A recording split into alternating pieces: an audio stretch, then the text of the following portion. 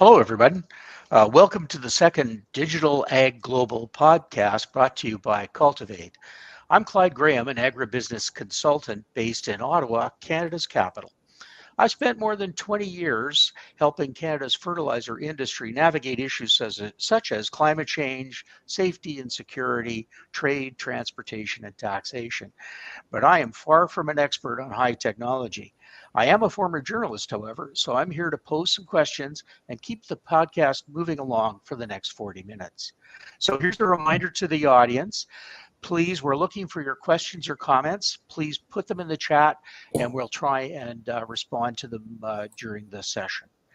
So first off, I'd like to turn it over to Yuri Kovalchuk, who is the CEO at Cultivate, to talk a little bit about himself, his company, and the topics we're going to be discussing today. Yuri? Yep, thank you, Clyde. Hi, guys. You already know me. My name is Yuri. I'm CEO and president of Cultivate. I do have a big background in smallholder farming, quite a decent background in IT and AgTech. And today we're going to have our second episode of Digital Ag Global. And today we're going to discuss a topic of smart farming, what it's all about, what are the boundaries of smart farming, and what to make of it as an subdomain of digital ag. Also, we're going to touch base on recent trends in AgTech and what to expect in 2025. And also today we're going to have a third part of our discussion dedicated to a new section we called What's Hot, What's Not, where we discuss recent news in the industry, and we will listen to perspective from our guests today, who are Dan Lussier and Sam Watson-Jones. Guys, you want to start with a quick introduction? Yeah, Dan, why don't you start? Yeah, for sure. Thanks for having me on the podcast. Really excited for the discussion today. My name is Dan Lussier. I'm the director of the Canadian Agri-Food Data Initiative at EMILI.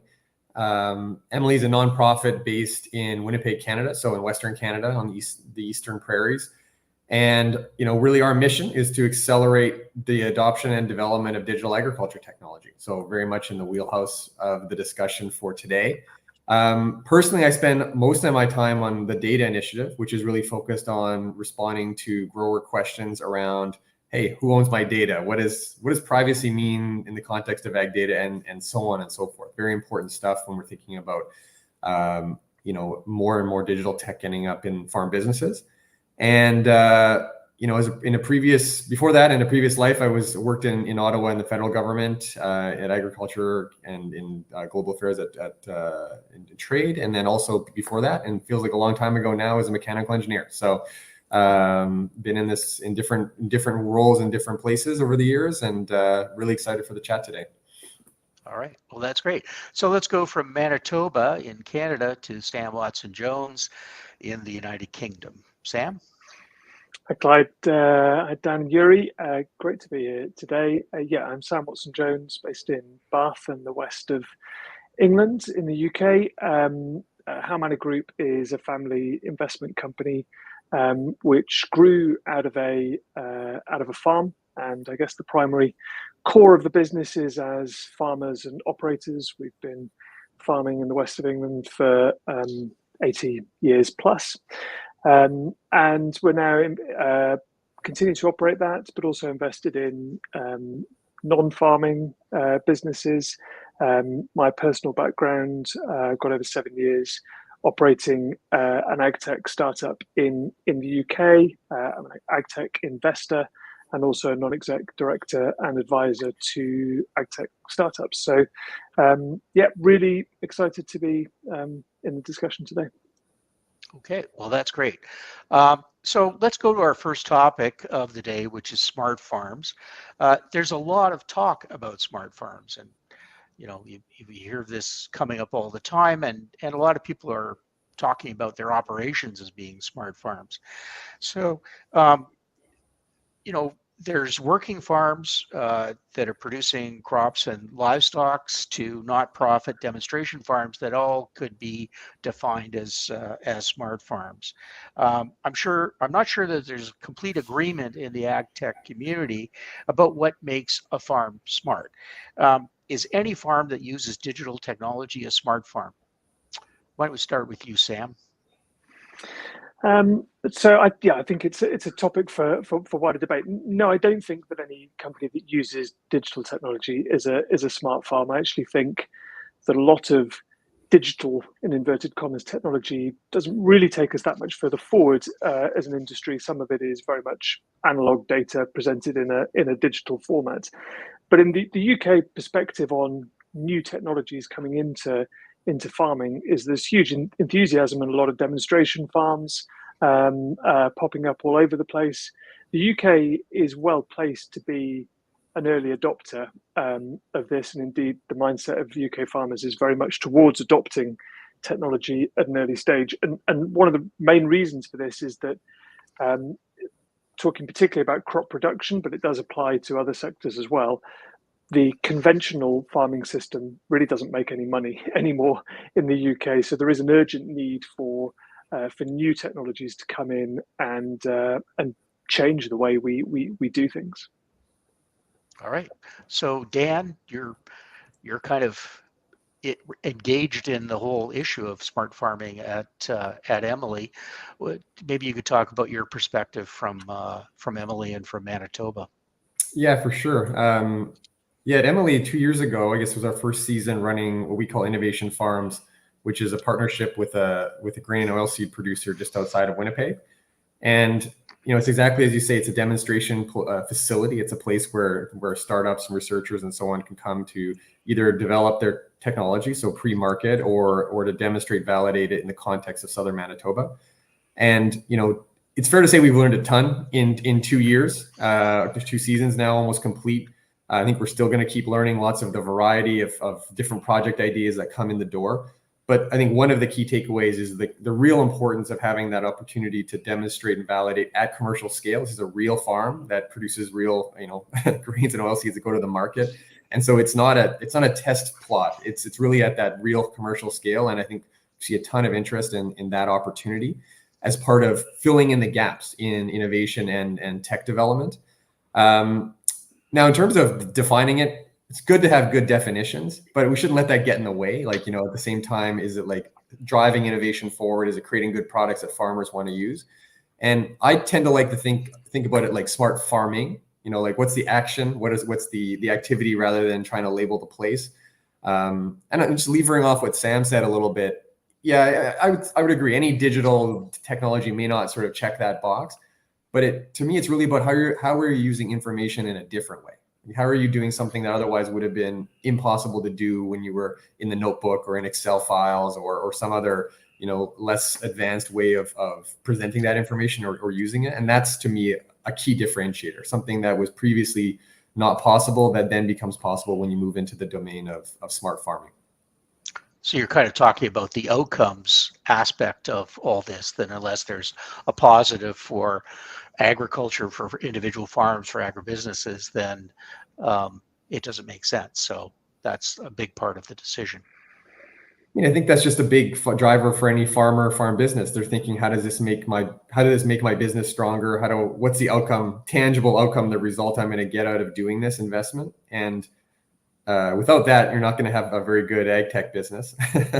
And that's also why, these demonstration farms are meaningful, because it's a way to show that result in a tangible and context relevant way, and demonstrate to farmers that there's this can work near you in relevant peer-like environments, as opposed to, just in marketing material.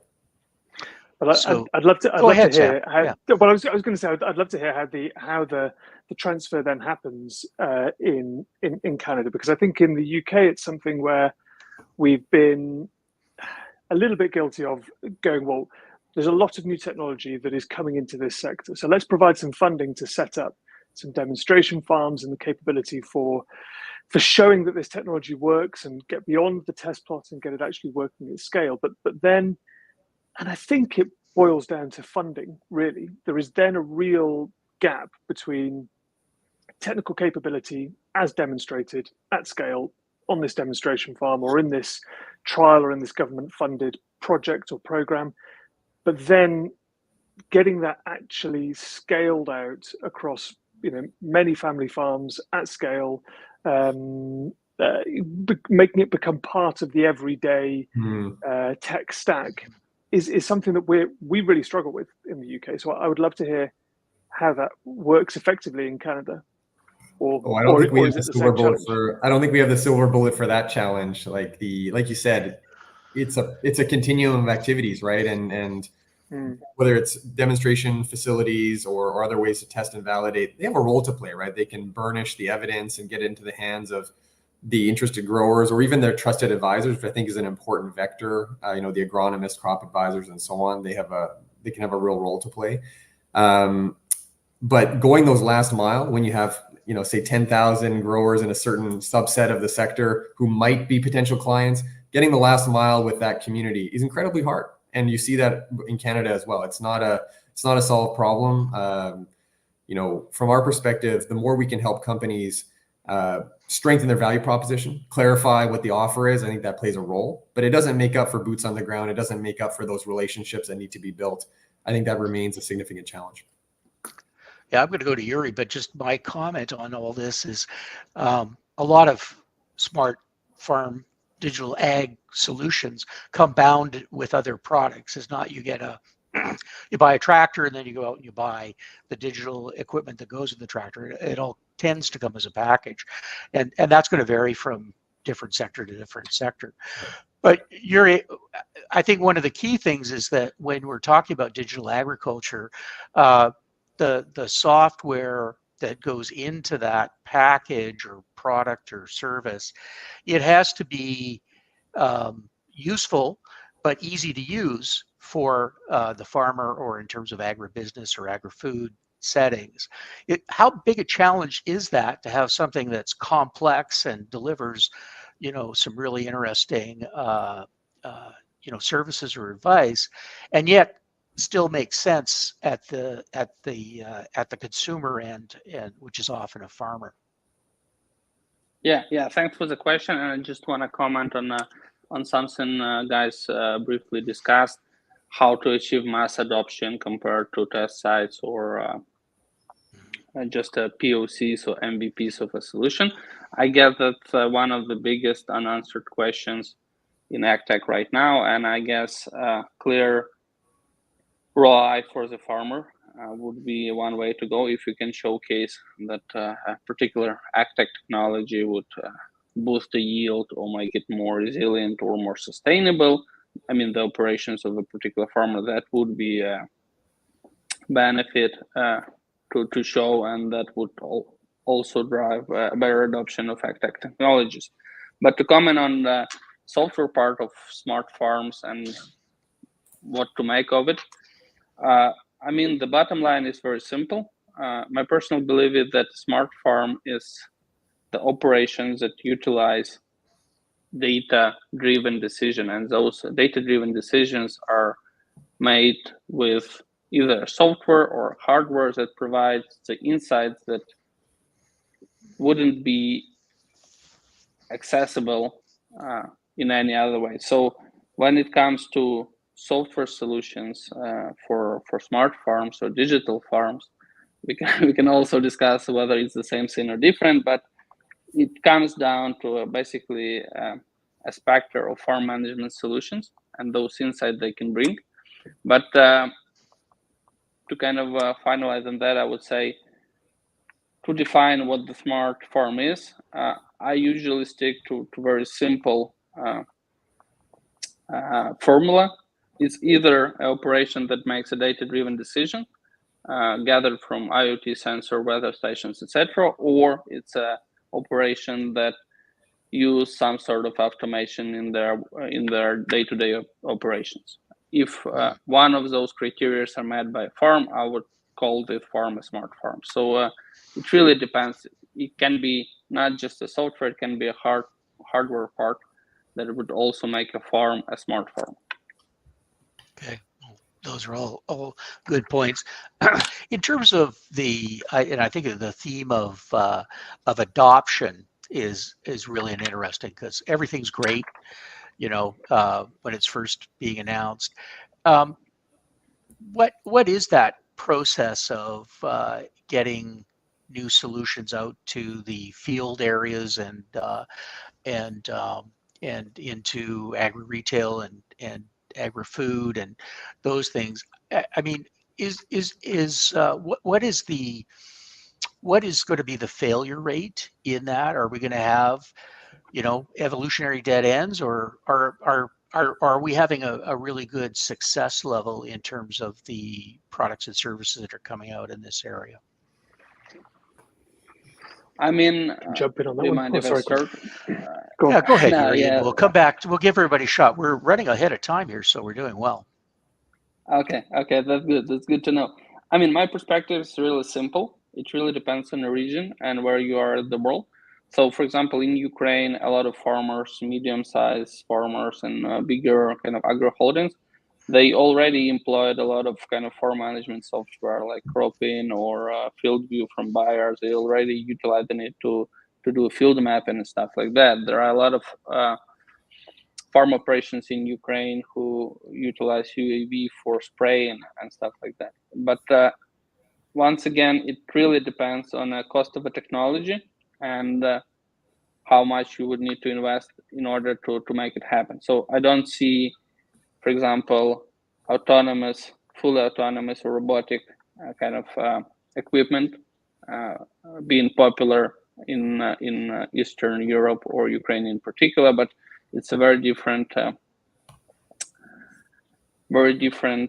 scenario for example, for North America, because North America, I guess, leading the world in terms of adopting the ag innovations. Dan, correct me if I'm wrong. Well, I think that's right, but it doesn't mean it's it happens at its own rate, right? Subject to each individual farm business's cadence of investment, where they're at financially, where they're at in their own careers as growers and as business owners. Like, these are all important factors. And to me, that's one of my big observations and sort of learnings over the last number of years, is like the diversity is an important factor, right? And how this all plays out with looking at subsectors, geographies, and the within each subsector, even the like wide range of different small businesses, i.e. farms, and the way they're thinking about their own technological evolution. And failure to sort of get with that does lead to some real challenges and dead ends, right? And I think that's incumbent upon those companies to really try to understand the customer to a greater degree and see, who am I addressing, breaking it down up and breaking it apart to really understand which type of grower is likely to buy in, why, how am I creating value for them. There will be dead ends, and there will be businesses that fail, but that's actually part of the process here. Like, this is what happens in every other innovative space too. We should learn lessons, but we shouldn't lament if sometimes an idea doesn't work. That's part of what needs to happen in order to get to the things that do work. Sure. Sam, do you have some thoughts on that? Yeah, so just a few thoughts really. I mean, in terms of adoption of new technologies, there are some ways that farming is really different to other sectors, and some ways that it's not. In terms of adoption of new technologies, it's kind of, I think, pretty similar to other sectors, in that you have your early adopters, you have your innovators who aren't too worried about 100% success rate. They just want to be early, and they want to try stuff as soon as it comes out. And then there is a bit of a leap to get into the meaty middle, if you remember your adoption curve, of the kind of the later adopters and the laggards. So farm technology will be adopted in ways technologies are adopted in other parts, but there is a key challenge in terms of new innovations coming into the sector. And again, I'm a little bit of a broken record on this, but I think it does boil down to investment, because I think both Dan and Yuri make a really good point around geography playing such a key role in agriculture. And a lot of the investment that is coming into the space is coming from venture capital, is coming from a sector that kind of believes the world is flat, because that is how technologies have other successful venture investments have worked. For example, Facebook and Google and things. They yes, there are some subtle differences in terms of how they are adopted and rolled out in other countries, but largely the technology is the same. But the technology that is required for a farm to really make innovative leaps forward in the UK is totally different to the technology, because the farm structure is totally different. So therefore the technology is totally different in the Ukraine, and it's going to be different again in Canada. We are dealing with much more local problems. And then that has then a knock-on effect, which means that the sector gets underinvested in, because the scalability, the kind of global scalability of any solution is difficult to believe, which then means that most of the technology comes from the incumbents, which is kind of fine. But what it means is that that rollout of tech will be much slower, for one thing, because they're deliberately and consciously not first with new technology, so that has to be absolutely proven before it comes out. And then it's also not necessarily going to move farming forward in really huge leaps, because it is going to be incremental improvements that largely protect existing revenues, because that's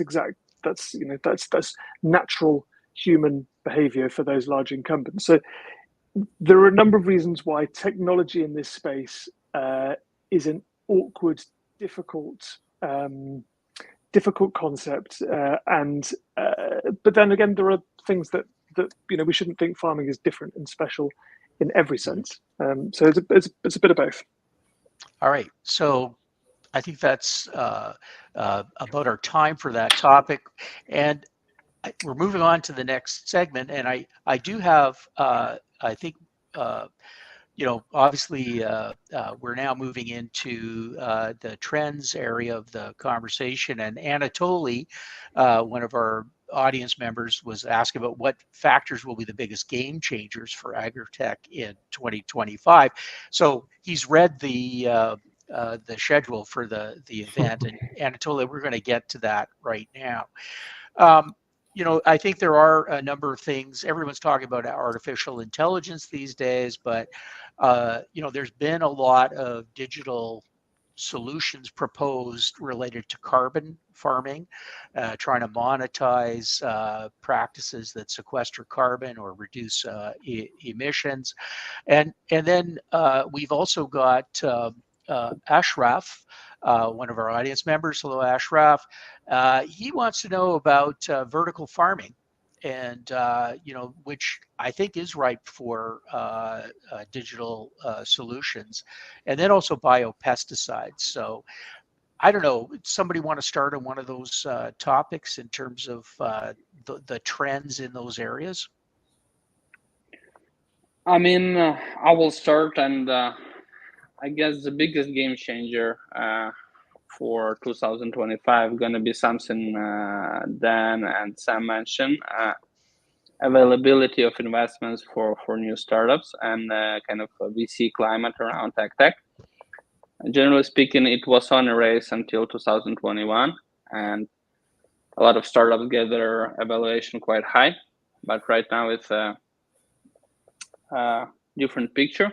And I guess a speed of development of new technology in AgTech would be really dependent on an amount of investment that a particular startup can raise, or overall throughout the industry. But to highlight the trends and what I think would be subdomains of AgTech to look for in 2025, I would dedicate it to 4 main subdomains. The first one would be drones and imagery processing software. So we have a lot of computer vision, machine learning stuff going on right now, and you can get a pretty accurate precisions, yield prediction, disease prediction insights from satellite and drone imagery, and that's definitely going to be on a race throughout next year. Also, I would look into agri-fintech solutions and insurance solutions for agriculture, specifically for developing countries. because access to kind of funds on a farmer level is also a big question in developing countries. And if we can develop digital or fintech solutions for those use cases, that's going to be also a game changer in AgTech. Also, robotics and kind of autonomous vehicles, it's still out there, it's still developing. My personal belief that adoption costs in order to get it installed in your operation is still high, but I think it's going to change throughout the time, and we will see some new developments in that subdomain in 2025. And last but not least, livestock and kind of animal tech solutions. So a lot of innovations, not just autonomous milking, it's also about employing machine learning and AI for livestock operations, and that's the part of the industry that would definitely benefit from those type of innovations. Yeah, that's my thoughts. I'm not gonna comment on biopesticides. That's not my bread and butter. Well, Yuri, I got to say, I admire you. You said you would have 4 ideas, and you remembered them all and articulated them all. I would not have got past 2. So, Sam, maybe you want to talk a little bit about what you see as trends from your perspective.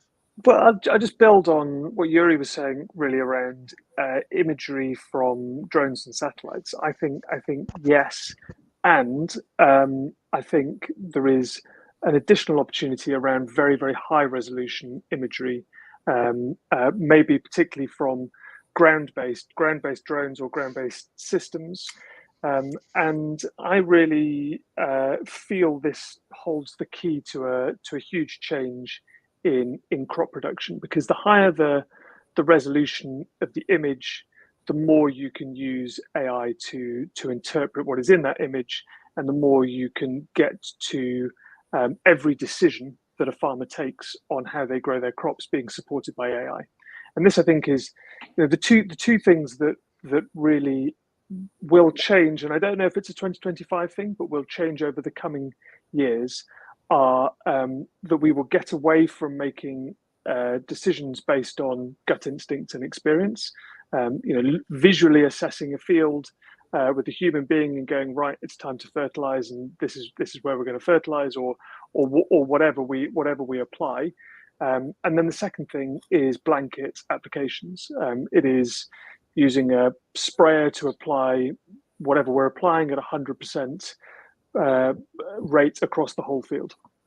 And high resolution imagery really holds the key to doing things differently.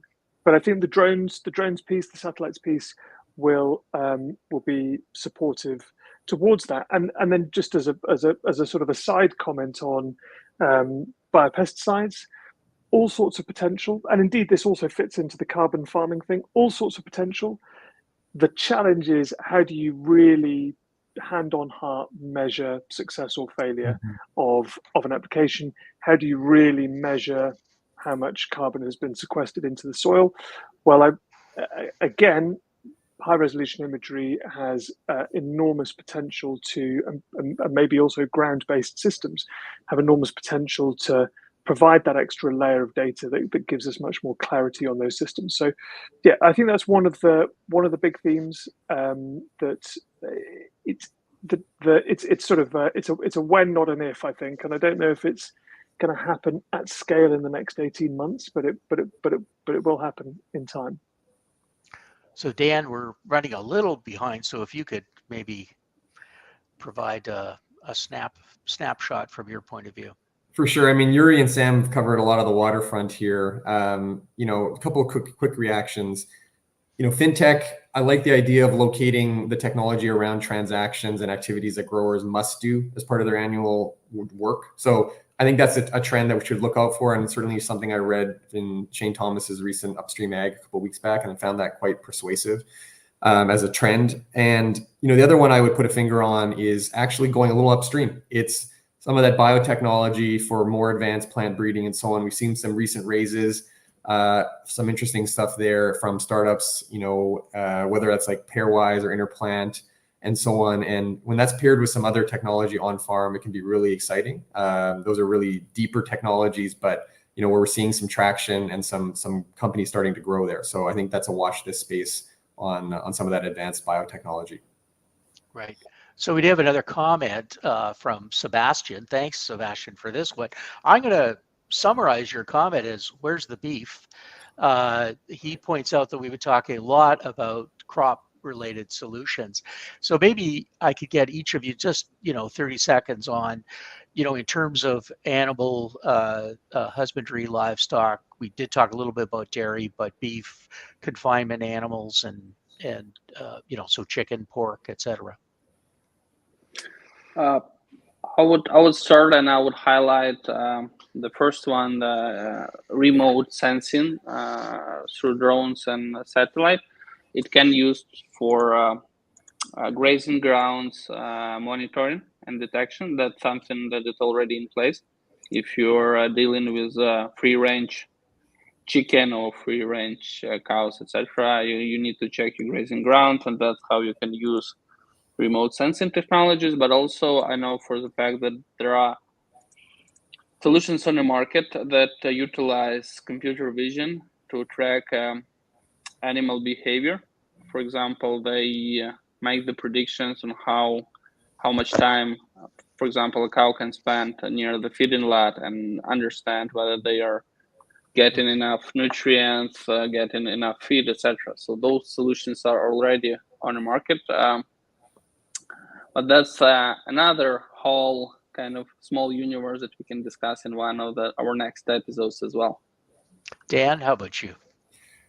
I mean, I think for me, my main thought on livestock is it looks different, right? We're not going to have it's not about tractors and big pieces of equipment. It's about things like Yuri was saying, whether it's remote sensing or imagery to understand the animal's success and health and so on. So I'd say we just need to adjust our lens to see the technology where it lives. Some of it's going to be in the office. I was in Nebraska in August and heard some really compelling research that was being commercialized around herd genetics and understanding that better and making better predictions about breeding animals and so on. And that's an office-based technology. It's in it's a planning tool versus something else that you might see outdoors. So I think we just need to adjust our perspective and make sure we're seeing all the different ways that technology can help other kinds of production like livestock. And Sam? Yeah, earlier this year I was lucky enough to do a trip to China, and I saw some incredible technology there around using AI to support, as has been described, really using AI to support decision making in animal husbandry. This was particularly in pigs, and they were still a relatively young startup. I think they were founded in 2018 or 2019. This company I saw a lot of government funding. They had over 700 people working in the team, and they just recently closed, I think, $120 million round, and they were doing some amazing stuff around using AI to monitor pig pens and then provide input as to pig health and support the decision making. And in many ways, it is an easier solution to scale in the livestock sector than it is in the crop production sector. But what both sectors need is real-time data that is continually feeding the algorithm so that better decisions can be made, and it can become something that compounds over time. And that is more difficult to achieve on vast fields where there isn't an ability to immediately have cameras gathering those data unless you add something in, like drones, like satellites, like ground-based systems. But in a livestock system, potentially it's easier. And I think the key theme with all of these things is it's getting cheaper and it's getting more powerful all the time to roll these solutions out at scale. And that's a big reason why we should be optimistic about this future. So Sebastian, I'm going to take your comment as a cue for us to be looking at perhaps a standalone or several standalone sessions related more to livestock, because that is a huge part of the food system that could certainly use with more innovation.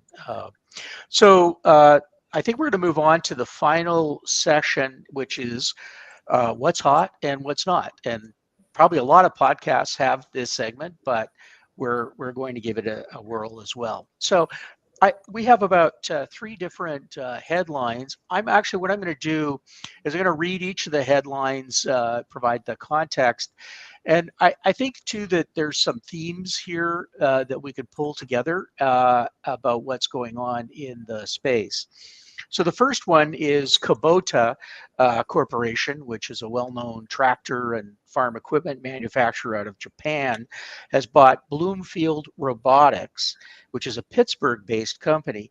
Bloomfield uses advanced imaging and artificial intelligence services to monitor crop health for growers in 7 countries and 3 different continents. So that's the first one. The second one, and these are actually some fellows I actually met in Africa, Crop In Technology, very interesting firm.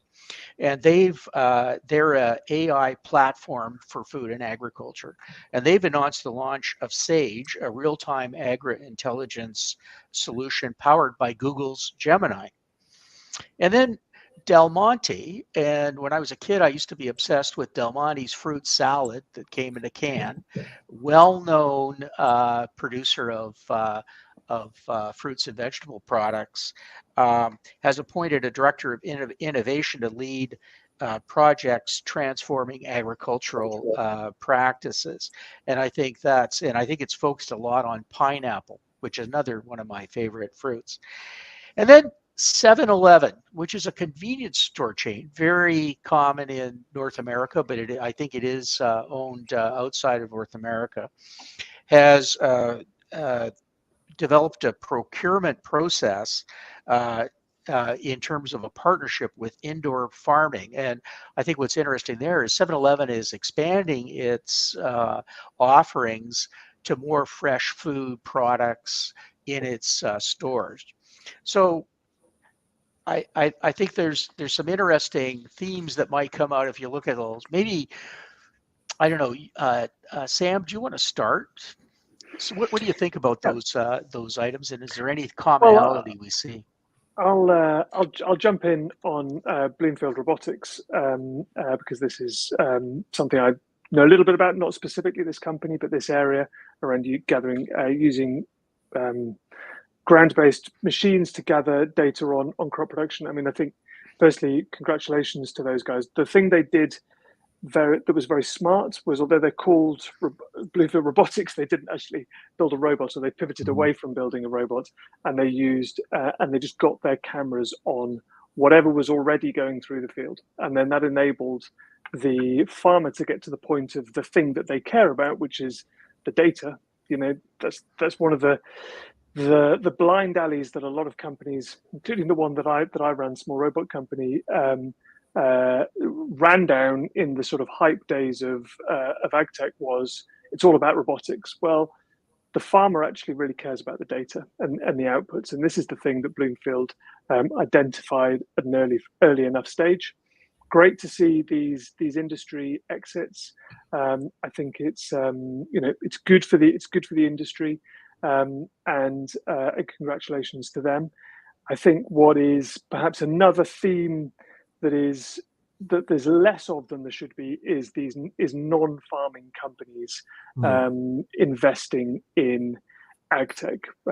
Rishi Peth wrote an interesting article on this in his blog recently about how Microsoft and Amazon and Google and so on have in previous years invested quite significant sums in potentially trying to become a leader in this space, and actually in more recent months have retreated quite significantly, including Google shutting down Mineral, their spin out. So yeah, great to see. It all boils down to investment, and exits are a key part of more investment coming into it.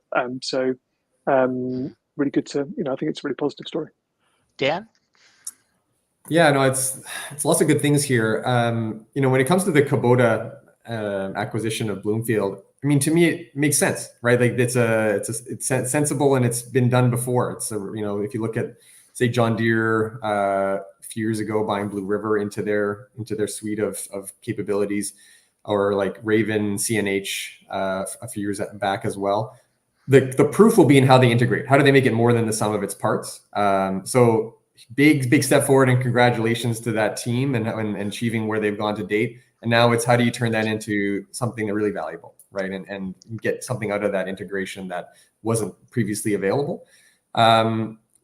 The one thing I did want to react to a little bit, because Sam mentioned like large companies being engaged, and Cropin, the story is really around they're trying to leverage Google's LLM technology. I wasn't super convinced on that one. And it's not to say I fully understand the product, but I think that's the point. When I went through some of the news stories and I went into some of the on their own website, I was left with more questions than answers. You know, exactly what is the product offering? Who is it addressing? Like what's the user that they're addressing? Is it an advisor? Is it someone in the value chain? Is it the farmer? And then which data is being used? You know, there was a little bit too much LLM and a little too much of the, if we just put that in front of a product, we're good.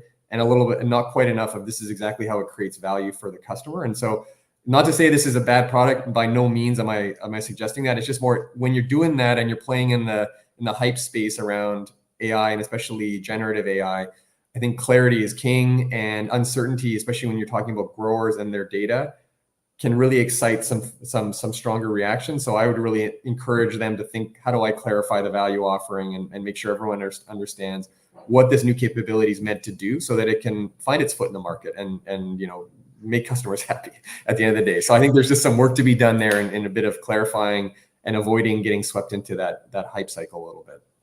Right. And Yuri, how about you? I mean, I would comment on Bloomfield Robotics, and they got acquired by a bigger corporation. That proves the fact that robotics and autonomous vehicles and this kind of segment of AgTech, it's gonna be trendy coming into Q4 2024, but also in 2025, and that's good for the industry in general, that you can see those type of acquisition. It's gonna basically give an opportunity to smaller startups to get access to some VC funds and grow based on that. To comment on Cropin and their kind of AI intelligence tool Sage, I think it's a very good example how large language models like Gemini can be incorporated into a specific industry as AgTech, because I mean, LLMs, it's about I will write a prompt and I will get a more or less correct answer from a language model. But with agriculture, it's a bit different, because you have a very unique data based on a industry, on a crop, on a location, etc. So there are a lot of moving parts when we talk about ag data, and if they can combine the existing Gemini capabilities with their approach on how they can structure their ag data and feed it into the algorithm, then it would be a success. But as Dan mentioned, highlight what type of data they used. Was it from their own farm management software that they utilized to train the Gemini for specific needs or not? Those questions are unanswered, and that's something I guess the audience of Cropin need to understand before actually incorporate the Sage AI into their decision-making cycle. Because from what I've understood, I've checked their website, that's going to be mostly for either consultants or AgTech companies themselves. Yeah, something like that. Also on verticals, farms and 7-Eleven, I guess we come down from a trend, grow locally, sell globally, to grow locally, sell locally, and that's a good sign of big corporations utilizing some of novel farming system in order to get a better access to greens, basically. Right. We have a big basil plant herb in our kitchen, so I guess we're into indoor farming. All right, we're just about at the end of the time. we do want comments from the audience. If you didn't get something in now, please send us your comments. What do you want to see more of? What do you want to see less of, etc.? That feedback is really important to us because we are building this airplane as we are flying it, to use a cliche. Sam, do you have like a 10-second nugget that you want to end with? I think lots of reasons to be optimistic about the future of AgTech.